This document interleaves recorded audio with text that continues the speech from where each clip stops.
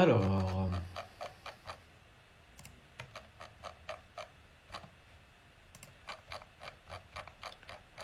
c'est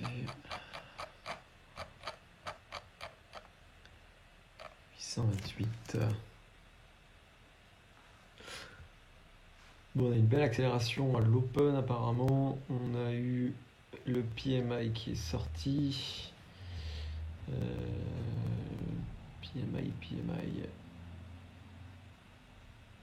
était d'ailleurs au-dessus des attentes. C'est dommage d'avoir loupé ça.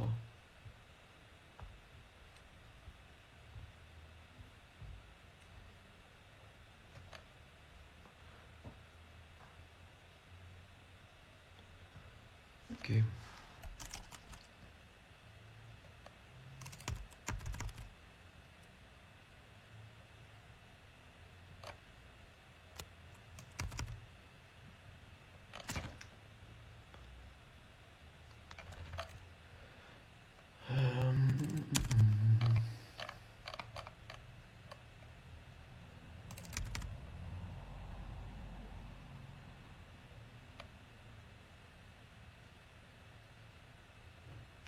Le Nasdaq m'a l'air quand même bien nerveux là.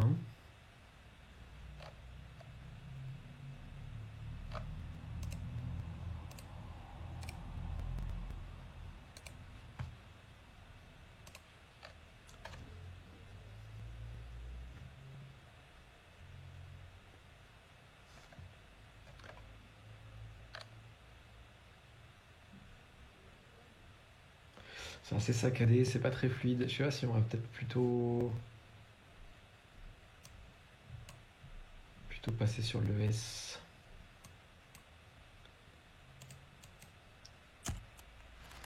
On va voir ce qu'on peut faire avec deux contrats. Je vais faire stop manuel.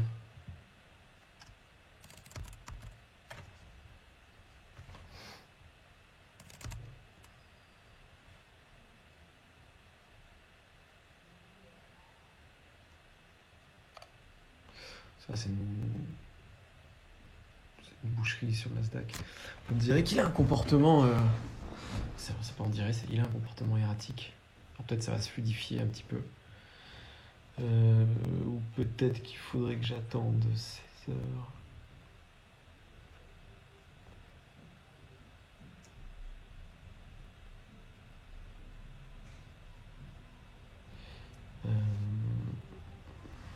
Bon.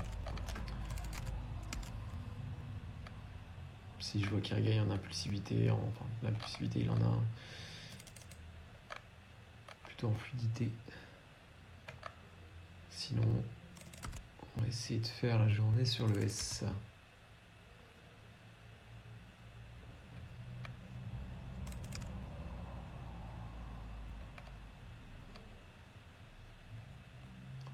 Si on va essayer de prendre un retour là-dedans, s'il va réussir à y aller.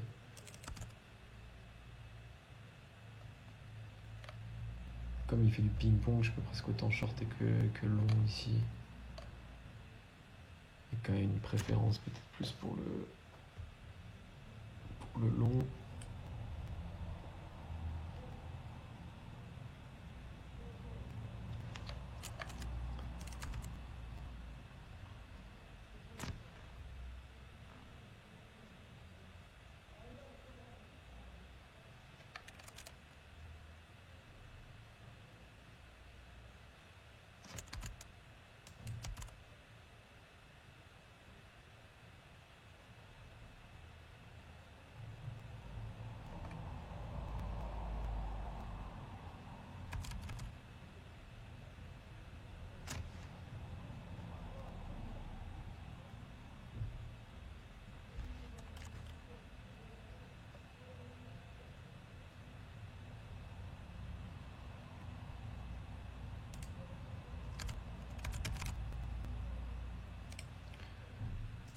Ok. Je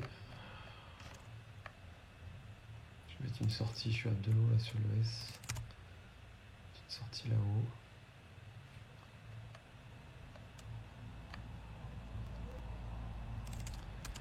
On va voir si on peut prendre un retour.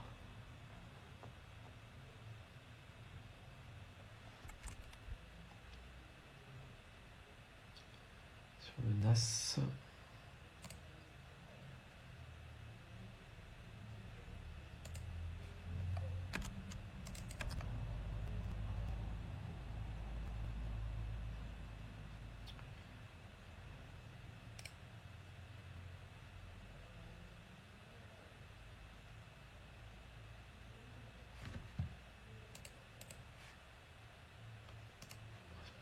Ici juste avant le pic de volume.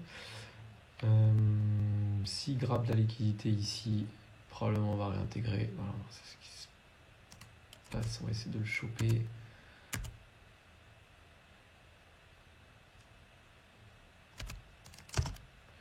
Ah, ok, il m'a sorti un pixel qui bug.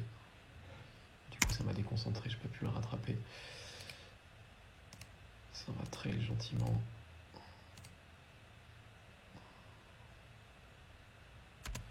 Ok.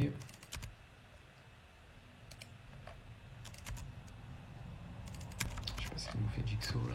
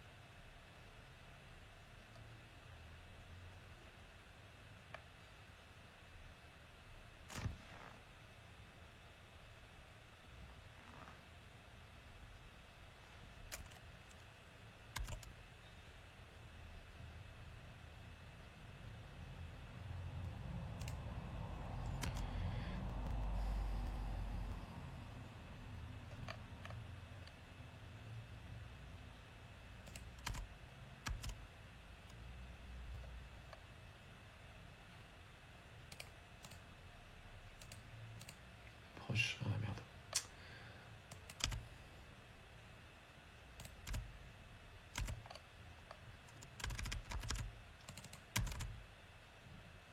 Donc, comme prévu, le Nasdaq est un peu difficile à attraper. Je sais pas si c'est moi qui me suis conditionné pour que ce soit difficile, mais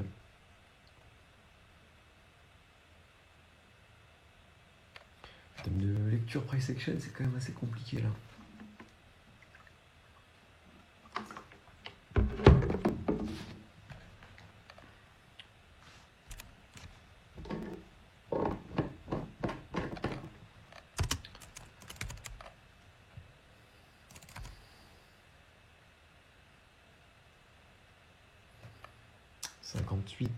Bientôt l'annonce.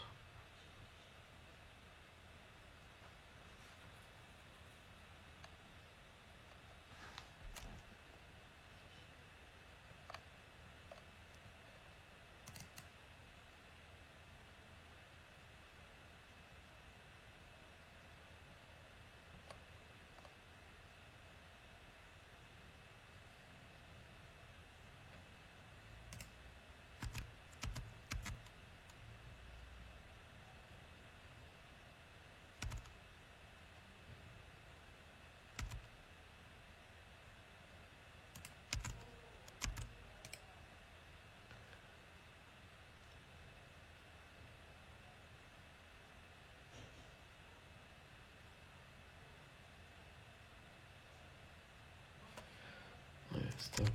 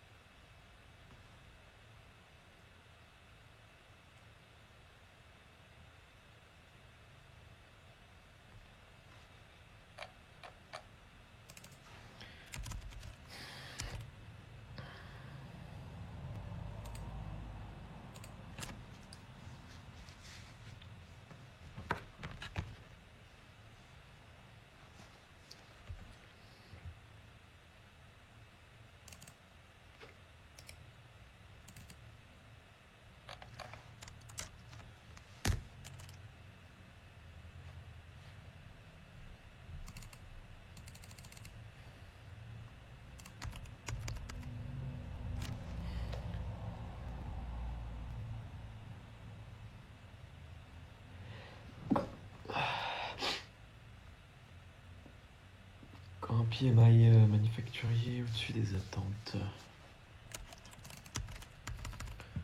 Ça va très probablement down, ça. On connaît.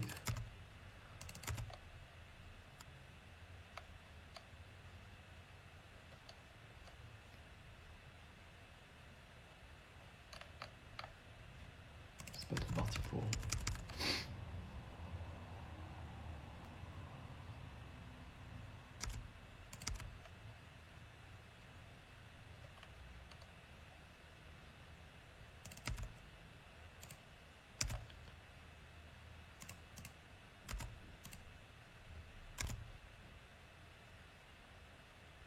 Allez, fais le ton reverse maintenant. Tu me donnes quelque chose aujourd'hui? Non, toujours pas. On va essayer de prendre le reverse sur le Nasdaq et si ça passe pas, on va se focus sur le S, que c'est le S qui rapporte aujourd'hui.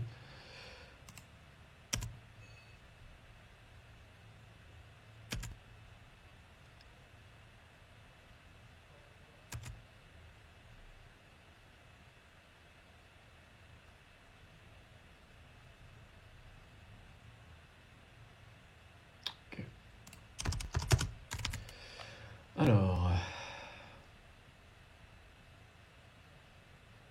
je sais pas ce que j'ai avec Tuxo, mais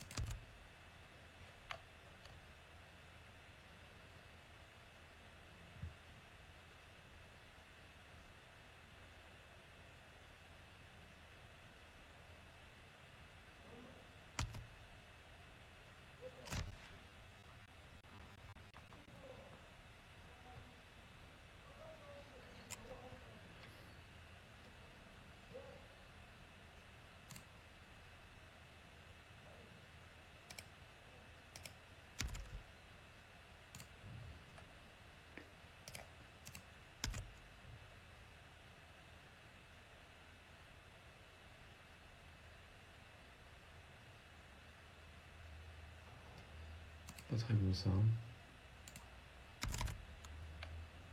J'essaie pareil de rechoper le reverse sur le S.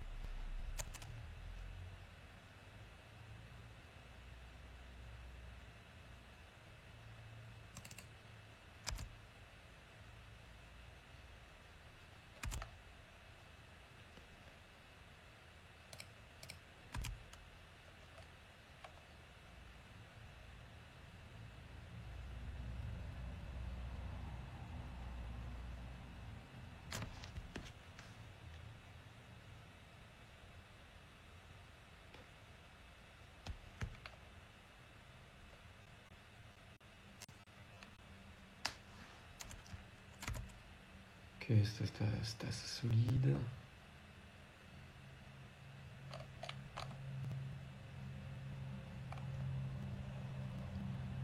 Il faut que le Nasdaq qui parte, le S va suivre. Ah, parfait.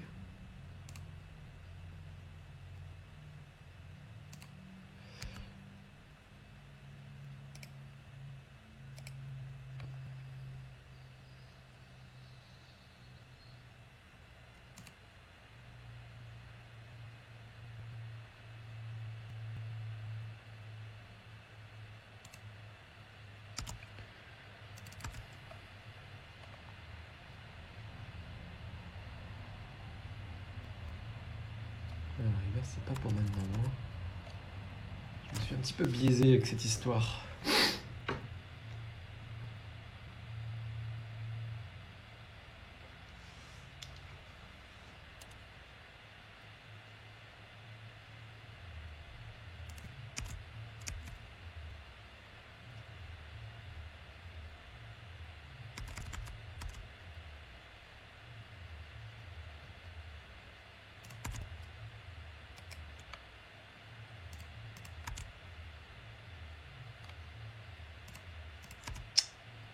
Je suis en train de m'entêter avec le Nasdaq alors qu'il est en train de me mettre une gifle depuis tout à l'heure là.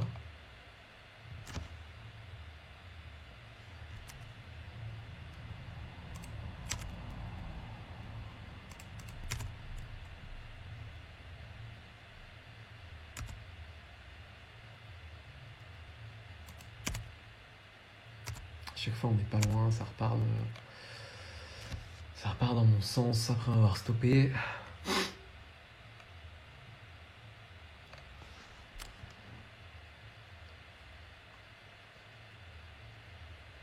Je vais aller chercher au moins la prise de liquidité ici. C'est l'objectif.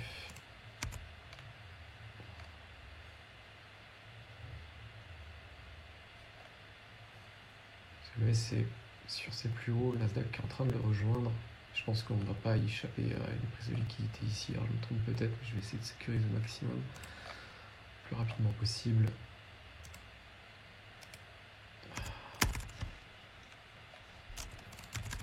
Je pense que je vais m'arrêter là parce que Jigsaw a des petits problèmes. Alors je vais le relancer, je vais relancer la session. Je pense que je vais faire ça.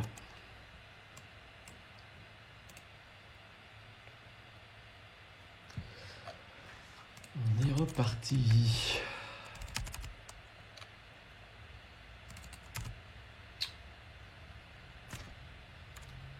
J'ai quand même bien pris ma part aujourd'hui sur le Nasdaq. Heureusement qu'on a eu l'intelligence de partir sur le S. Il est beaucoup plus propre.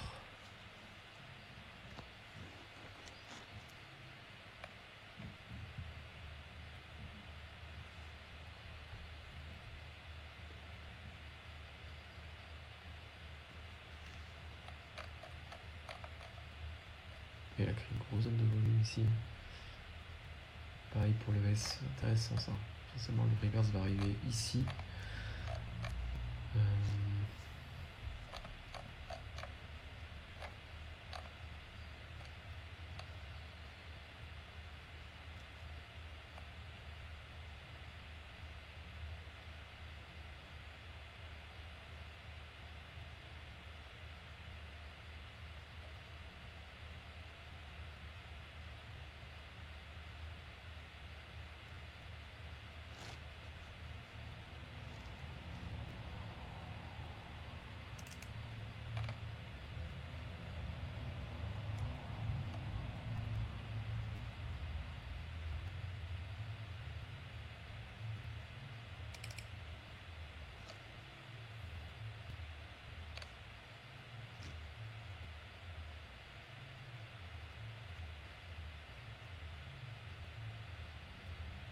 On s'est positionné juste en dessous du pic de volume qui a été créé par un pôle d'échange assez important, 300-250 contrats.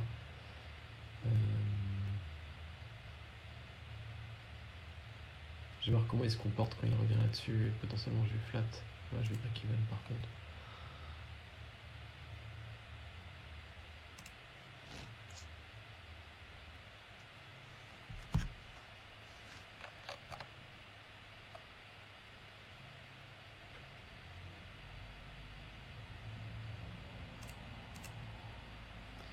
Sortir un lot ici. S'il veut bien les exécuter, apparemment non.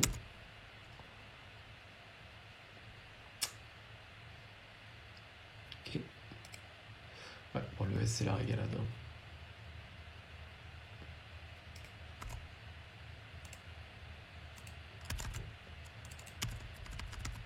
Et le Nasdaq, c'est la mascarade.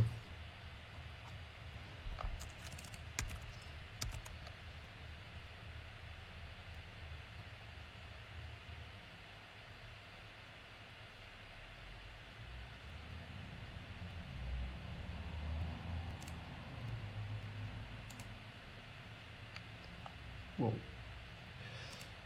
ça je prends. L'entrée juste au-dessus de la grosse zone d'échange ici. Potentiellement elle va tenir, on va continuer à agresser le vide.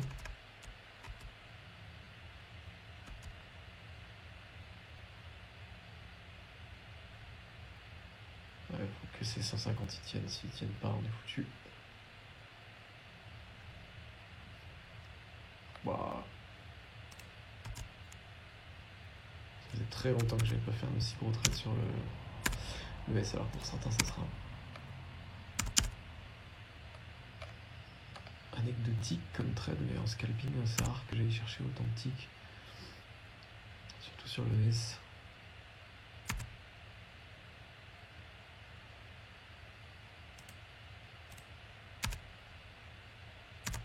J'aurais presque préféré mettre à 3,50. Ok.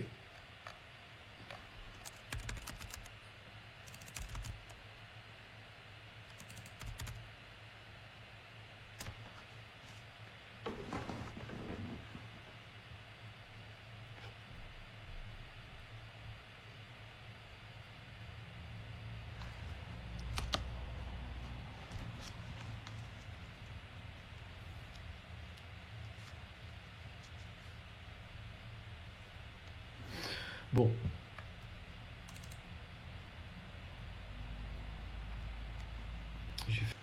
Bon, finalement, c'est moins la gifle que ce que j'aurais pensé sur le Nasdaq.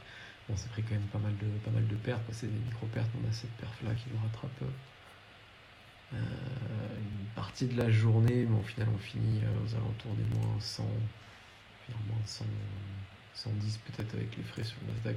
Si on prend que le Nasdaq, c'est quand même pas très beau. C'est une bonne petite claque. À ce niveau-là, il y a juste... Voilà, c'est toujours la même chose, hein, c'est des petits stops pour des ratios qui... pour des TP, entre guillemets, si j'ai pas de TP, mais... pour des gains qui sont quand même relativement importants, minima, on va dire x3 sur le NQ. Mais ça reste pas propre du tout. Je vais de toute façon faire un gros review pour voir un peu ce qui s'est passé. Je m'attendais de toute façon, quand on a vu le price action et que c'était quand même relativement saccadé, je m'attendais à que ce soit relativement conflictuel et que ce soit difficile de trouver des bonnes opportunités. Mais après, si on prend que le S, quand même sur quelque chose de plutôt propre, que ça a compensé la journée, d'où l'intérêt d'avoir parfois, je dirais pas l'intelligence, mais la clairvoyance de passer sur un autre actif, un actif qu'on connaît bien évidemment pas. Si tu fais que du Russell par exemple et que tu connais pas le dos, tu vas pas passer sur le dos parce que le Russell ressemble à rien en termes de price action, en termes de volatilité, etc. Mais ouais, j'allais faire une petite review parce que je pense aussi que le fait que j'ai un œil assez concentré sur l'ES a fait que ma lecture sur le Nasdaq pour certaines des entrées a été quand même relativement diminuée. Donc c'était pas très intelligent en réalité d'essayer de chercher de prendre des opportunités là-dessus quand j'avais un œil concentré sur l'ES. Le plan aurait été peut-être juste de trader l'ES. Mais c'est toujours difficile quand on a son actif de prédilection et qu'on voit une opportunité de ne pas la saisir. Puis je vais pas être résultat orienté, peut-être qu'il y avait au final dans le lot de tous ces stops sur le Nasdaq, peut-être 90% des entrées qui étaient justifiées. Je pense pas. Je pense qu'il y a peut-être eu un manque de précision, un manque de patience sur certaines opportunités, comme j'avais l'œil sur le S. Donc, bref, c'est quand même une journée qui est plus que cool. Je vais aller débrief tout ça parce que je suis curieux de voir un peu ce qui se passe surtout là-dedans. Là. Ça c'était le SMQ. Ouais, surtout sur cette phase-là où j'ai des stops à répétition. Parce que 57, 58, 58, 16h01. Bon, le rythme n'est pas non plus hyper effréné quoi.